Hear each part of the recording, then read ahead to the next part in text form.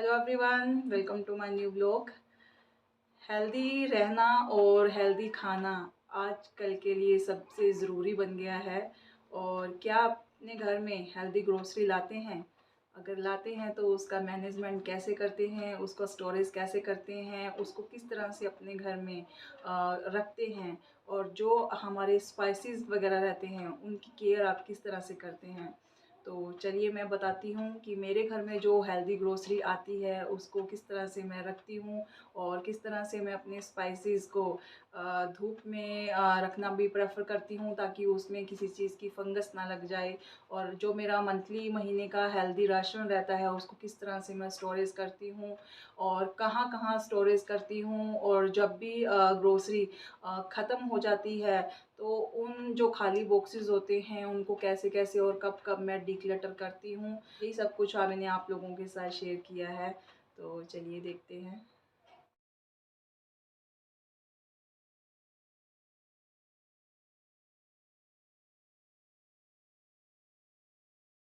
सबसे पहले जब मैं ग्रोसरी परचेज़ करके घर पे लाती हूँ तो मैं एकदम से उसको स्टोर नहीं करती। पहले मैं अपने कंटेनर्स चेक कर लेती हूँ कि किस किस के अंदर ग्रोसरी कुछ लेफ़्ट रखी हुई है। जैसे देखिए ये मेरे पास एक स्टील का कंटेनर है, इसमें कुछ लेफ़्ट बची हुई है। तो मैं सबसे पहले इसी को वन बाय वन करके निकाल लूँगी, क्योंकि ये पहले यूज़ हो जाएगा और जो मैं न्यू ग्रोसरी परचेज़ करके लाई हूँ वो मैं इसके अंदर भर के रख दूँगी, और एज़ अ स्टोर हाउस ये एक कंटेनर मेरा तैयार हो जाएगा ग्रोसरी के लिए। तो ये देखिए इसमें कुछ ये धनिया रखा हुआ है, अभी लेफ़्ट रखा हुआ है। इसमें ये बेसन वगैरह, रवा वगैरह इसमें रखी हुई है। तो मैं वन बाय वन करके इनको पहले खाली कर लेती हूँ। तो मैं वन बाय वन करके अपनी ग्रोसरी इस कंटेनर के अंदर लगाती जाऊंगी जो मैंने अभी न्यू परचेजिंग की है। और अभी मैंने इसका यूज़ नहीं करना क्योंकि मेरे पास इससे रिगार्डिंग थोड़ा सा लेफ़्ट बचा हुआ है, तो मैं उसी को यूज़ करूंगी। फ़िलहाल मैं इसके अंदर ये भरती जा रही हूँ। एक कंटेनर मेरा तैयार हो गया है, और सेकेंडली ये मेरे पास बास्केट है। इसके अंदर मैं अनियन और अपना गार्लिक और कुछ पोटैटोज़ वगैरह रखती थी, बट अब मैं इसके अंदर ऐसा कुछ नहीं रख रही। तो ये अभी मैंने बिल्कुल खाली कर दी है। तो इसके अंदर मैं कुछ ऐसे ये एनवलप कट करके लगा रही हूँ इसके बॉटम पर, और इसको भी मैं as a storage he use करने वाली हूँ। तो यहाँ देखिए मेरे पास ये सॉसेस की कलेक्शन है। टॉप्स की मैं सॉसेस यूज़ करती हूँ, विनेगर वगैरह हो गई या ग्रीन चिली सॉसेस हो गई। तो अब मैं ये इनको वन बाय वन करके यहाँ लगाने वाली हूँ, और देखिए मेरा ये सॉसेस कॉर्नर एक यहाँ पर तैयार हो जाएगा।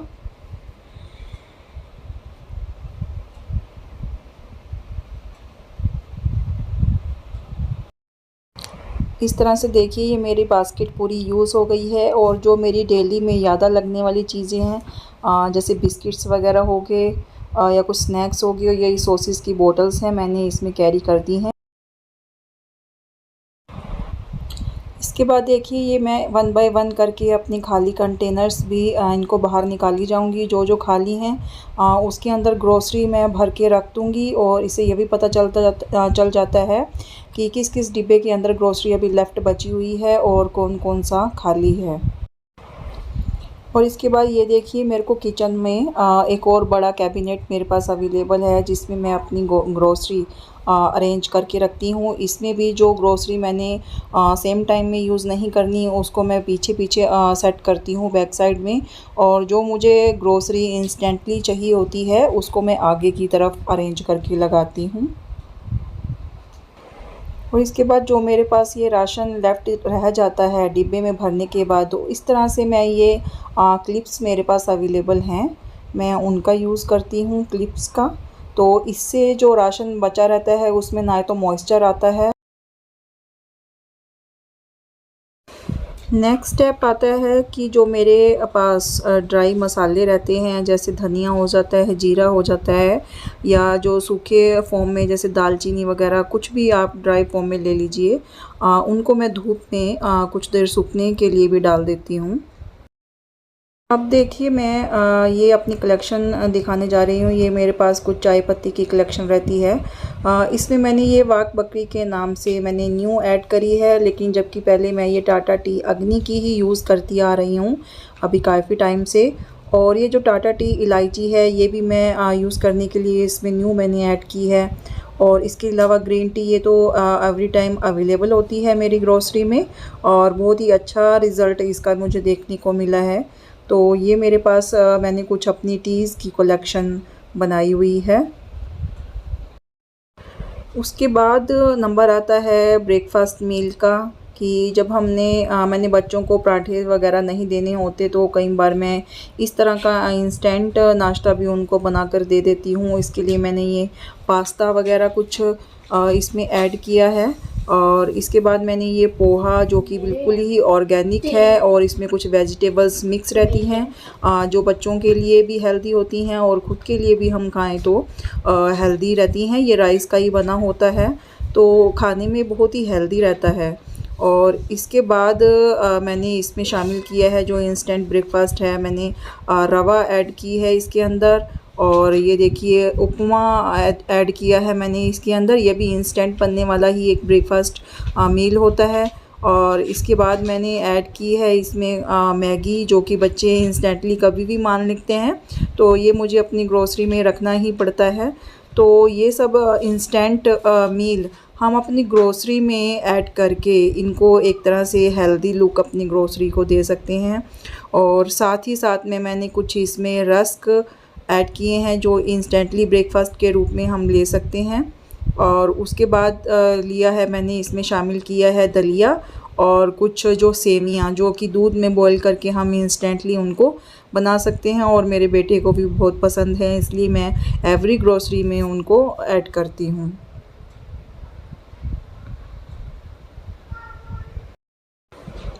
अब नंबर आता है कुछ इवनिंग में जो स्नैक्स की हमारी क्रेविंग्स होती है, उसके लिए भी मेरे पास कलेक्शन रहती है मेरी ग्रोसरी में।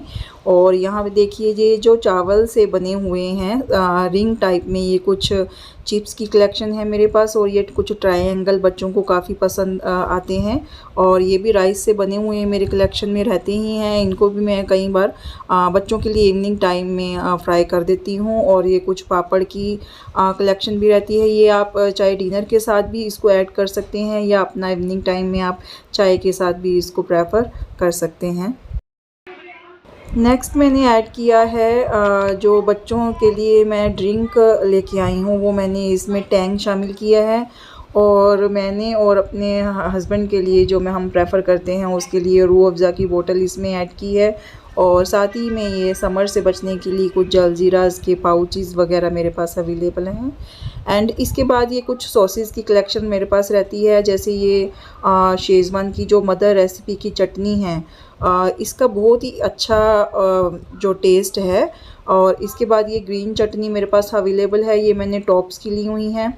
और ये ग्रीन चटनी अवेलेबल है, जैसे हम घर में बनाते हैं पुदीने की, धनिया की और ग्रीन मिर्ची की, जो उनके कॉम्बिनेशन से बनाते हैं, ये अवेलेबल है मेरे पास। और इसके बाद ये समोसा चटनी के नाम से मदर रेसिपी की फिर अवेलेबल है मेरे पास। इसका भी बहुत अच्छा टेस्ट है।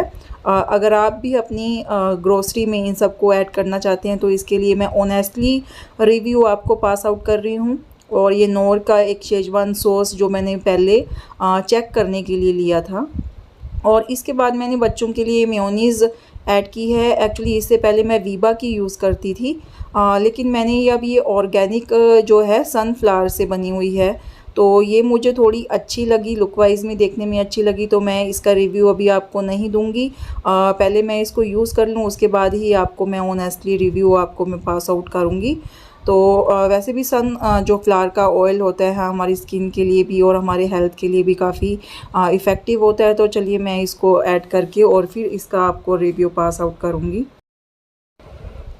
ये देखिए जो मैंने बास्केट आपको दिखाई थी, पूरा एक सॉसेस कॉर्नर मैंने यहाँ पर तैयार कर दिया है। मुझे जब भी या मेरे बच्चों को जब भी सॉसेस की ज़रूरत होगी तो उन्हें किचन में ढूंढने की ज़रूरत नहीं है।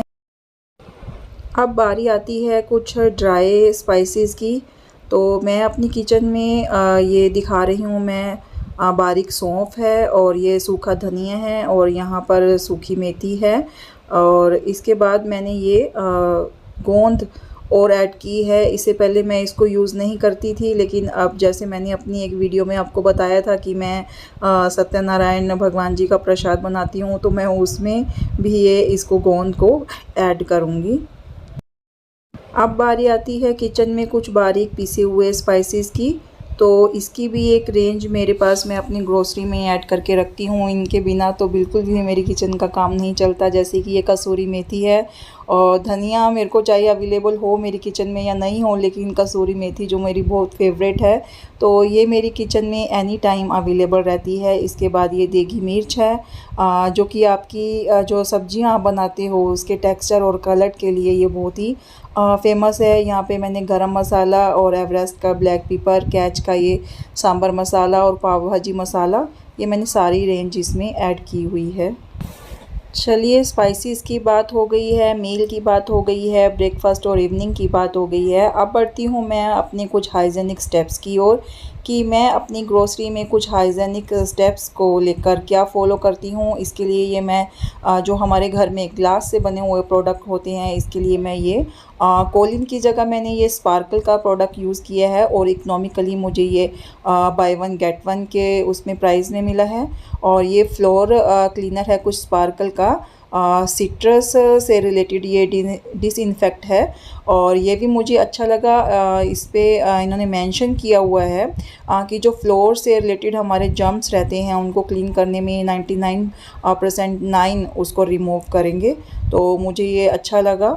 और इसके बाद मैंने ऐड किया है इसके अंदर ये हैंड वॉश है, जो ये भी मेरी किचन में अवेलेबल रहता है। और इसके बाद ये मैंने डिश वॉशर यूज़ किया है गिफ़ी के नाम से।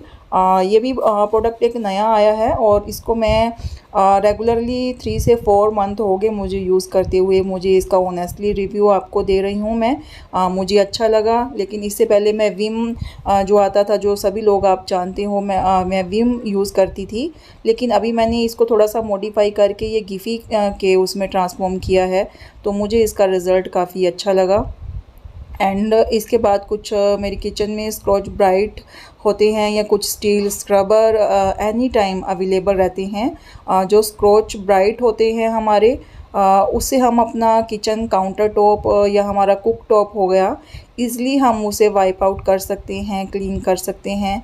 तो ये देखिए एक पूरी हाइजीनिकली जो मैंने एक रेंज प्रोवाइड करवाई है अपनी किचन के लिए। एनी टाइम मैं अपनी ग्रोसरी में इसको ऐड करके रखती हूँ। नमक की बात करें तो मैंने अब की बार थोड़ा अपना नमक का जो है थोड़ा सा उसमें चेंज किया है। ये मैंने सेलेक्ट किया है आशीर्वाद का आयोडीन नमक। इससे पहले मैं टाटा नमक को ही प्रेफर कर रही थी, क्योंकि एक्चुअली बहुत सालों से होता है ना कि उसी पे फेथ बना हुआ है। तो हम लोग ये सोचते हैं कि शुरू से जो चलता आ रहा है उसको चलता जाने दो। तो मैं टाटा नमक को ही प्रेफर कर रही थी। ये मैं सेकंड टाइम मैं ये आशीर्वाद का आयोडीन साल्ट मैं लेके आई हूँ और इसका भी मैंने रिव्यूज़ चेक किया है। अच्छा नमक है, इसमें कोई भी केमिकल्स उन्होंने यूज़ नहीं किया हुआ। तो उसके बाद आती है ऑयल की बारी कि मैं कौन सा ऑयल यूज़ करती हूँ जो हमारी स्किन के लिए हेल्दी होता है, हमारे हार्ट के लिए हेल्दी है और हमारे कोलेस्ट्रॉल के लिए भी हेल्दी है, कि उस पर कुछ बुरा इफ़ेक्ट नहीं डालता। तो मैं यूज़ करती हूँ ये मस्टर्ड ऑयल, और जो कि ये मैंने किसी शॉपिंग मॉल से या अपनी किसी नियर बाय मार्केट से परचेज़ नहीं किया। इसके बारे में मैं थोड़ा सा बताना चाहती हूँ कि ये हमने जो मस्टर्ड सीड्स होती हैं, जो रो मस्टर्ड सीड्स आते हैं, उनको पहले परचेज़ किया था। और उसके बाद जो वो नेचुरल फॉर्म में जैसे कि जो विलेज से बिलोंग रखते हैं उनको पता होगा कि कोल्हू जो होते हैं, जो तेल निकालने के लिए स्पेशल कोल्हू का यूज़ किया जाता है, वहाँ पे ये मस्टर्ड सीड्स लेके गए थे और कोल्हू के थ्रू जो नेचुरल प्रोसेसिंग मेथड होता है तेल निकालने का, तो उस मेथड को एप्लीकेशन करके ये वाला जो नेचुरल और होममेड ऑयल हमने तैयार करवाया है, मस्टर्ड ऑयल, जो कि बिल्कुल प्योर है। और उन्होंने किसी भी तरह से इसमें किसी भी केमिकल का यूज़ नहीं किया, क्योंकि अपने सामने ही हमने खड़े होके ये ऑयल की जो प्रोसेसिंग मेथड है वो अपने सामने देखा है। तो किसी भी तरह का इसमें कोई केमिकल्स रिएक्शन नहीं किया गया, इसको फिल्टराइजेशन नहीं किया गया। और इसकी जो कंसिस्टेंसी रहती है बहुत ज़्यादा थिक है ये। तो बच्चों के लिए जो पराठे वगैरह बनाए जाते हैं वो भी मैं इसी से ही बनाती हूँ, क्योंकि उसके लिए मैं किसी भी रिफाइंड ऑयल का यूज़ नहीं करती, ना ऑलिव ऑयल का यूज़ करती हूँ। किसी भी तरीके से वो जो फ़िल्टर्ड वाले ऑयल होते हैं, या जैसे रिफाइंड्स वगैरह वाले हो गए या सोयाबीन हो गया, उनका यूज़ नहीं करते हम। इसकी जो मैंने आपको बताया कि कंसिस्टेंसी जो बिल्कुल थिक है, इसको मैं अलग से पहले थोड़ा हॉट करके इसको पूरी मेल्ट कर लेती हूँ। उसके बाद ये पराठे बनाने के लिए बिल्कुल तैयार हो जाता है। तो यूज़ करने में भी अच्छा है, और स्किन के लिए और हार्ट के लिए, जैसे कि मैं बता रही हूँ कि जो हमारा मस्टर्ड ऑयल है स्किन पे भी अच्छा इफ़ेक्ट डालता है। और जो हमारे घुटनों से रिलेटेड हमें प्रॉब्लम्स रहती हैं, या आफ्टर 30 हमें जो इनके इफ़ेक्ट देखने को मिलते हैं कि हम बॉडी पर क्या इफ़ेक्ट पड़ता है, जैसे जिस तरह के रिफाइंड ऑयल होते हैं उनको यूज़ करके, इंस्टेड ऑफ दिस मैं रिफाइंड की बजाय ये मस्टर्ड ऑयल प्रेफर करती हूँ अपनी किचन। अगर आपको भी मेरे ग्रोसरी से रिलेटेड टिप्स अच्छे लगे होंगे तो प्लीज़ मुझे लाइक, शेयर और सब्सक्राइब ज़रूर कीजिएगा, और ऐसे ही मुझे फॉलो करते रहिएगा। कल मिलती हूँ एक नई वीडियो के साथ, तब तक के लिए बाय बाय।